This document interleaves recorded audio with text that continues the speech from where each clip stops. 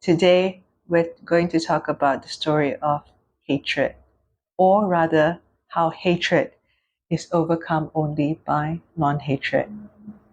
Let's look at the verse. Never here by enmity are those with enmity allayed. They are allayed by enmity. This is a timeless truth.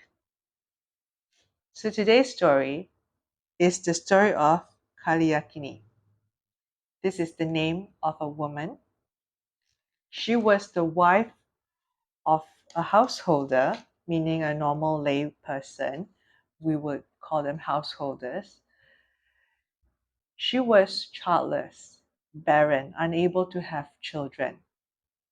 And in those days, even now, a woman was very expected to have children. That was more or less her purpose in life. And being childless, she was afraid that she would be mistreated by her husband and her mother in law.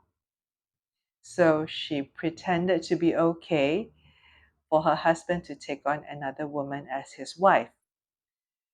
This way, the husband can actually attain children through the other woman. So on the surface, she was uh, pretending to be very generous, understanding, and allowed her husband to take on this other wife. But internally, she was very dissatisfied with the whole arrangement. So when the second wife was pregnant, she did all sorts of things, and she secretly caused this wife to miscarry her baby. So after the first miscarriage, the second wife was pregnant again after some delay. And again, this first wife caused a miscarriage.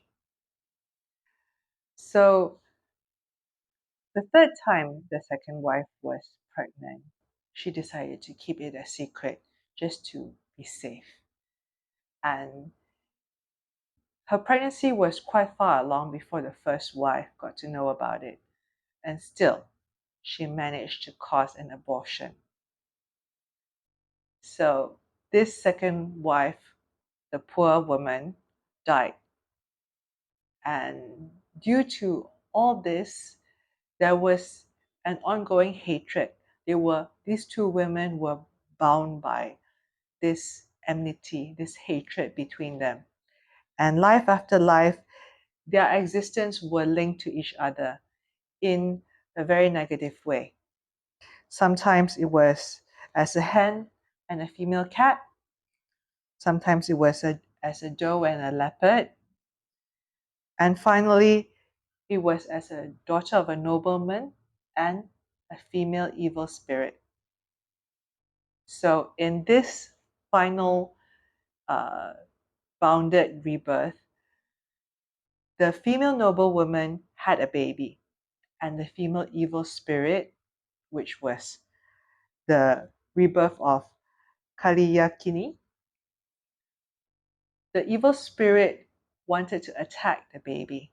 So this female noblewoman, the mother of the baby, ran with the baby and tried to protect her baby. And she ran to the Buddha and put her baby down at the foot of the Buddha, hoping the Buddha will protect the baby. And true enough, the evil spirit kept away from the Buddha. She was too scared to do anything to the baby in front of the Buddha. But regardless, the Buddha called both women, or rather the women and the evil spirit, in and lectured them and told them how this cannot carry on. They cannot continue hating each other and trying to plot evil actions against each other life after life. This will be a never ending cycle. So, after this whole lecture, both women repented, and the Buddha asked the noble woman to give her baby to the evil spirit. Let the evil spirit hold the baby rather than keep her baby away, uh, trying to protect the baby from the evil spirit. So, although very scared, the noble woman handed over her baby, as the Buddha instructed, to the spirit. The spirit had repented, and she held the baby, looked at the baby, and kissed the baby, and handed the baby back to his mother. And with that, their bond of hatred through their various existence ended, just like that. So I would like to add on with the reading of this commentary. Those who attempt to conquer hatred by hatred are like warriors who take weapons to overcome others who bear arms. This does not end hatred, but it gives room to grow. But ancient wisdom has advocated a different, timeless strategy to overcome hatred. This eternal wisdom is to meet hatred with non-hatred. The method of trying to conquer hatred through hatred never succeeds in overcoming hatred. But the method of overcoming hatred through non-hatred is eternally effective.